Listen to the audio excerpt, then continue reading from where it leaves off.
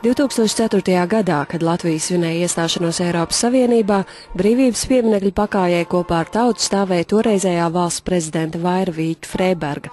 Viņa pavadīja pirmos deputātus, kur devās uz Briseli. Arī 5 gadus vēlāk Vīķa Freiberga ir pārliecināta, uz Eiropas parlamentu nedrīkst doties bez stipra iedzīvotāju uzticības mandāta. Ir pārāk viegli teikt, ka dzīve ir sarežģīta un man tur nav personīgi tik liela vara, lai kaut ko mainītu, tādēļ atmetīšu visam ar roku un lai nu citi rosās. Bet, lūk, tā ir, tie citi rosīsies tavā vietā, ja tu pats nedarīsi, savus intereses neaizstāvēs, daba tukšumu nemīl, tur nāks kāds cits vietā.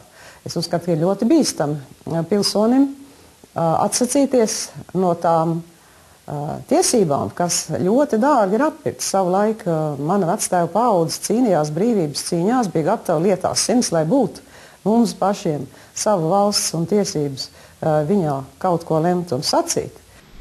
Tāpat esot svarīgi, lai deputāti būtu pietiekoši aktīvi, tādi, kurus varētu saklausīt. Latviešiem jāatrod draugi lielajā Briseles mājā.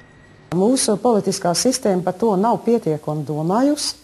Par to, ja nu viņi reiz ir ievēlēti, ar ko viņi sadarbosies, jo tikai tā viņi var, es domāju, tikt šajā parlamentā, meklējot un atrodot sev domu biedrus, sabiedrotos un viņus iepazīstinot ar Latvijas īpašiem apstākļiem un ar mūsu īpašām vajadzībām un interesēm. Taču iedzīvotāji ir tie, kuri savu izvēli izdara pirmie. No viņiem arī atkarīgs, vai Latvija spēs aizstāvēt viņu pašu intereses Eiropā.